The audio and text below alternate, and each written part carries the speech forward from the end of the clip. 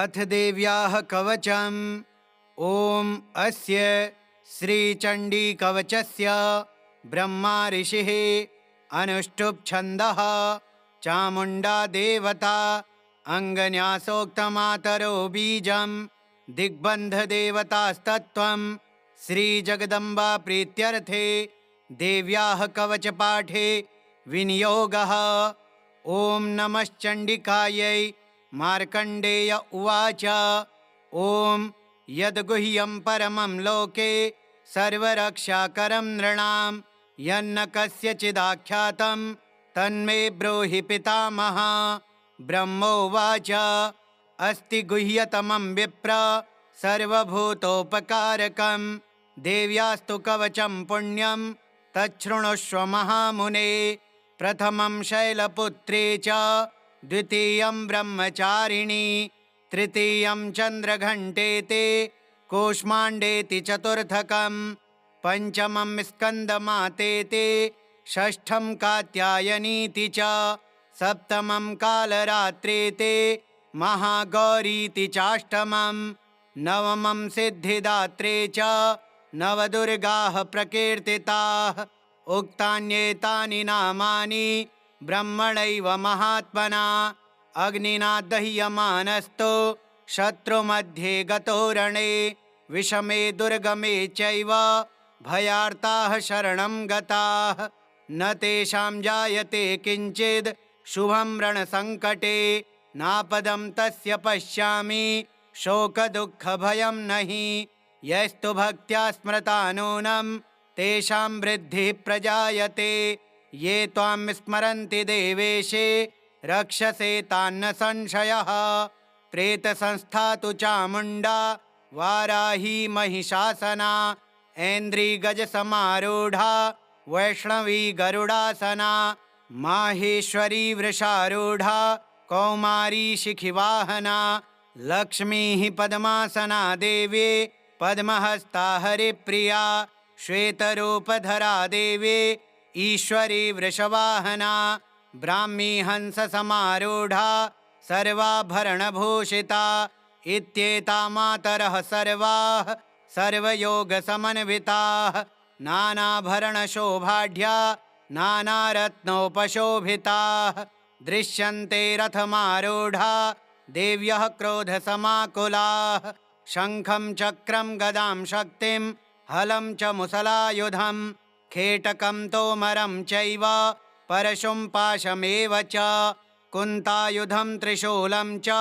शारङ्गमायुधमुत्तमं दैत्यानां देहनाशाय भक्तानामभयाय च धारयन्त्यायुधानीत्थं देवानां च हिताय वै।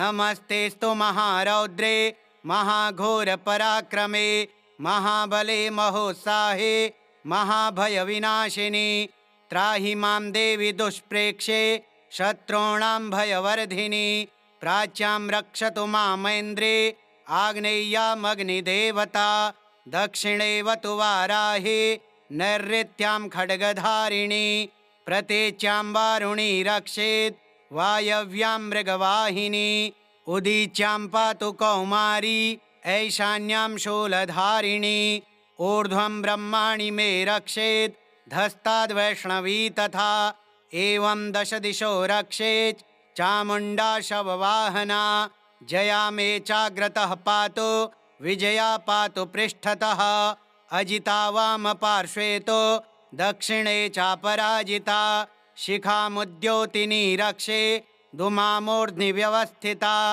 मालाधरी ललाटे च भ्रुवौ रक्षेद्यशस्विनी त्रिनेत्रा च भ्रुवोर्मध्ये यमघण्टा च नासिके शङ्खिनी चक्षुषोर्मध्ये श्रोत्रयोर्द्वारवासिनी कपोलौ कालिका रक्षेत् कर्णमूले तु शाङ्करे नासिकायां सुगन्धा च उत्तरोष्ठे च चर्चिका अधरे चामृतकला जिह्वायां च सरस्वती दन्तान् रक्षतु कौमारी कण्ठदेशे तु चण्डिका घण्टिकां चित्रघण्टा च महामाया च तालुके कामाक्षी चिबुकं रक्षेत् वाचं मे सर्वमङ्गला ग्रीवायां भद्रकाली च पृष्ठवंशे धनुर्धरे नीलग्रीवा बहिः कण्ठे नलिकां नलकूबरी स्कन्धयोः खड्गिनी रक्षेत् बाहू मे वज्रधारिणी हस्तयोर्दण्डिनी रक्षेत् अम्बिका चाङ्गुलीषु च नखाञ्छुलेश्वरी रक्षेत् कुक्षौ रक्षेत् कुलेश्वरी स्तनौ रक्षेन्महादेवी मनः शोकविनाशिनी हृदये ललिता देवी उदरे शूलधारिणी नाभौ च कामिनी रक्षेत् गुह्यं गुह्येश्वरी तथा पूतना कामिका मेढ्रं गुदे महिषवाहिनी कट्यां भगवते रक्षेत् जानुनी विन्ध्यवासिनी जङ्घे महाबला रक्षेत् सर्वकामप्रदायिनी गुल्फयोर्नारसिंही च पादपृष्ठे तु तैजसे पादाङ्गुलीषु श्रीरक्षेत् पादाधस्तलवासिनी नखान्दंष्ट्राकराली च केशांश्चैवोर्ध्वकेशिनी रोमकूपेषु कौबेरी त्वचं वागीश्वरी तथा रक्तमज्जावसा मांसा न्यस्थिमेदांसि पार्वती अन्त्राणि कालरात्रिश्च पित्तं च मुकुटेश्वरी पद्मावती पद्मकोशे कफे चूडामणिस्तथा ज्वालामुखी नखज्वाला मभेद्या सर्वसन्धिषु शुक्रं ब्रह्माणि मे रक्षेत् छायां छत्रेश्वरी तथा अहङ्कारं मनोबुद्धिं रक्षेन्मे धर्मधारिणी प्राणापानौ तथा व्यानम् उदानं च समानकं वज्रहस्ता च मे रक्षेत् प्राणं कल्याणशोभना रसे रूपे च गन्धे च शब्दे स्पर्शे च योगिनी सत्त्वं रजस्तमश्चैव रक्षेन्नारायणी सदा आयु रक्षतु वाराही धर्मं रक्षतु वैष्णवी यशः कीर्तिं च लक्ष्मीं च धनं विद्यां च चक्रिणी गोत्रमिन्द्राणि मे रक्षेत् पशून् मे रक्ष चण्डिके पुत्रान् रक्षेन्महालक्ष्मीर्भार्यां रक्षतु भैरवी पन्थानं सुपथा रक्षेन् मार्गं क्षेमकरी तथा राजद्वारे महालक्ष्मीर्विजया सर्वतः स्थिता रक्षाहीनं तु यत्स्थानं वर्जितं कवचेन तु तत्सर्वं रक्ष मे देवी जयन्ते पापनाशिनी पदमेकं न गच्छेत्तो यदीच्छेच्छुभमात्मनः कवचेनावृतो नित्यं यत्र यत्रैव गच्छते तत्र तत्रार्थलाभश्च विजयः सार्वकामिकः यं यं चिन्तयते कामं तं तं प्राप्नोति निश्चितं परमैश्वर्यमतुलं प्राप्स्यते भूतले पुमान् निर्भयो जायते मर्त्यः सङ्ग्रामेष्वपराजितः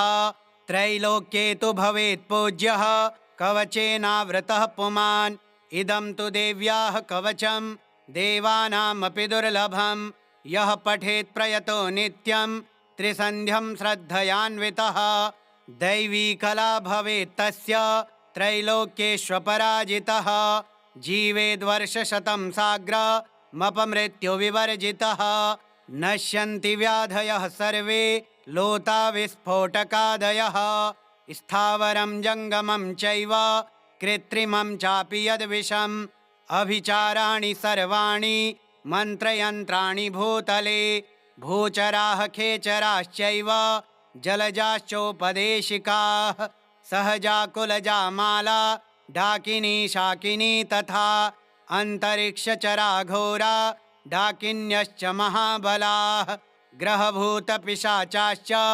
यक्षगन्धर्वराक्षसाः ब्रह्मराक्षसवेतालाः कूष्माण्डा भैरवादयः नश्यन्ति दर्शनात् तस्य कवचे हृदि संस्थिते मानोन्नतिर्भवेद्राज्ञस्तेजो वृद्धिकरं परं यशसा वर्धते सोऽपि कीर्तिमण्डितभूतले जपे सप्तशतीं चण्डीं कृत्वा तु कवचं पुरा यावद् भूमण्डलं धत्ते सशैलवनकाननं तावत् तिष्ठति मेदिन्यां सन्ततिः पुत्रपौत्रिके देहान्ते परमं स्थानं यस्सुरैरपि दुर्लभं प्राप्नोति पुरुषो नित्यं महामाया प्रसादतः लभते परमं रूपं शिवेन सह मोदते।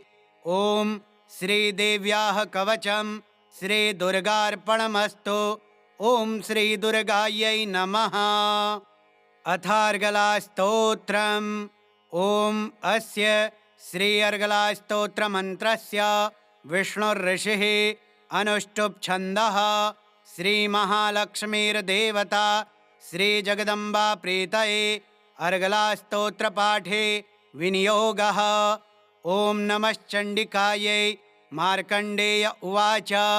ॐ जयन्ती मङ्गलाकाले भद्रकाली कपालिनी दुर्गा क्षमा शिवा धात्रे स्वाहा स्वधा नमोऽस्तुते। जय त्वं देवी चामुण्डे जय भूतार्तिहारिणी जय सर्वगते देवे कालरात्रि नमोऽस्तुते। मधुकैटभविद्रा विविधात्रिवरदे नमः।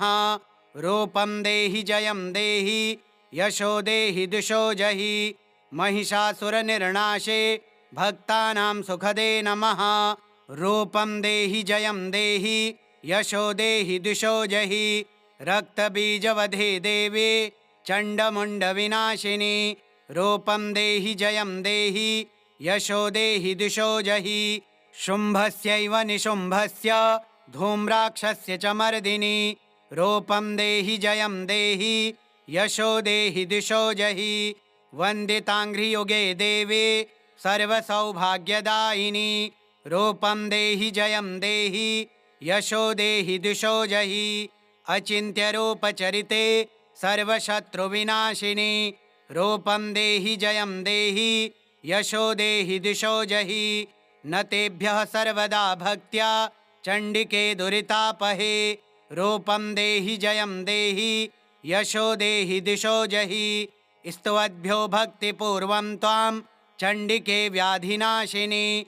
रूपं देहि जयं देहि यशो देहि दिशो जहि चण्डिके सततं ये त्वामर्चयन्तीह भक्तितः। रूपं देहि जयं देहि यशो देहि दिशो जहि देहि सौभाग्यमारोग्यं देहि मे परमं सुखं। रूपं देहि जयं देहि यशो देहि दिशो जहि विधेहि द्विषतां नाशं विधेहि बलमुच्चकैः। रूपं देहि जयं देहि यशो देहि दिशो जहि विधेहि देवि कल्याणं विधेहि परमां श्रियं। रूपं देहि जयं देहि यशो देहि दिशो जहि सुरासुरशिरोरत्न निघ्रष्टचरणेऽम्बिके।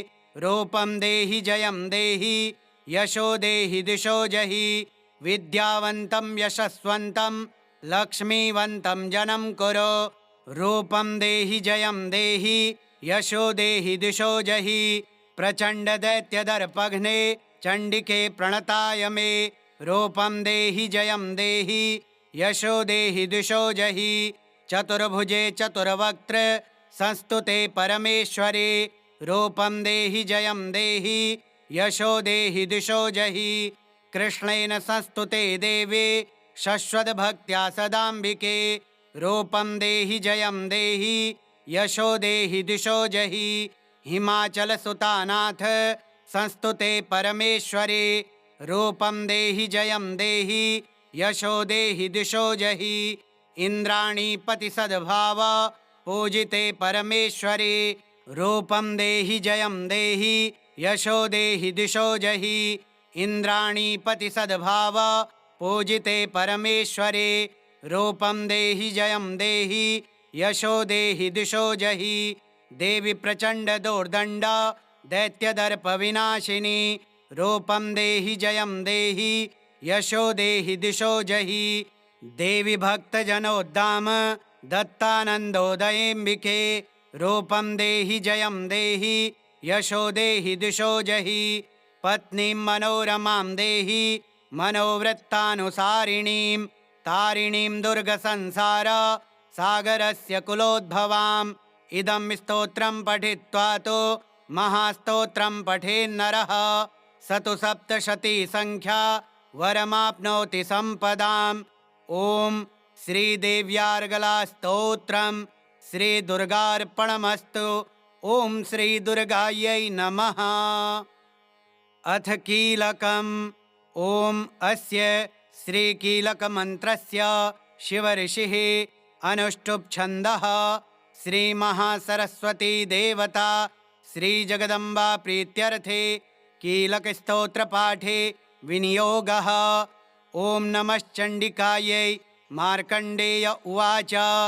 ॐ विशुद्धज्ञानदेहाय त्रिवेदी दिव्यचक्षुषे श्रेयः प्राप्तिनिमित्ताय नमः सोमार्धधारिणे।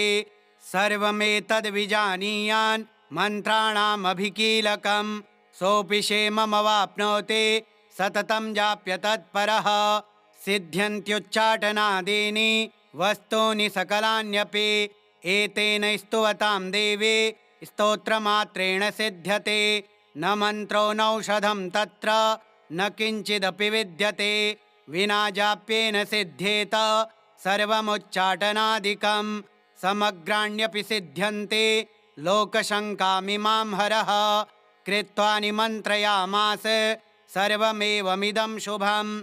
स्तोत्रं वै चण्डिकायास्तु तच्च गुप्तं चकार सः। समाप्तिर्न च पुण्यस्य तां यथावन्नियन्त्रणां। सोऽपि क्षेममवाप्नोति सर्वमेवं न संशयः। कृष्णायां वा चतुर्दश्यामष्टम्यां वा समाहितः ददाति प्रतिगृह्णाति नान्यथैषा प्रसीदति। इत्थं रूपेण कीलेन महादेवेन कीलितं यो निष्कीलां विधायैनां नित्यं जपति संस्फुटं स सिद्धः स गणः सोऽपि गन्धर्वो जायते नरः। न चैवाप्यटतस्तस्य भयं क्वापीह जायते। नापमृत्युवशं याति मृतो मोक्षमवाप्नुयात्। ज्ञात्वा प्रारभ्य कुर्वेत न कुर्वाणो विनश्यते। ततो ज्ञात्वैव सम्पन्नमिदं प्रारभ्यते बुधैः। सौभाग्यादि च यत्किञ्चिद् दृश्यते ललनाजने तत्सर्वं तत्प्रसादेन तेन जाप्यमिदं शुभम्। शनैस्तु जप्यमानेऽस्मिन् स्तोत्रे सम्पत्तिरुच्चकैः भवत्येव समग्रापि ततः प्रारभ्यमेव तत्। ऐश्वर्यं यत्प्रसादेन सौभाग्यारोग्यसम्पदः शत्रुहानिः परो मोक्षः स्तूयते सा न किं जनैः। ॐ श्रीदेव्याः कीलकस्तोत्रम् श्रीदुर्गार्पणमस्तु। ॐ श्रीदुर्गायै नमः। ॐ श्रीजगदम्बिकायै नमः।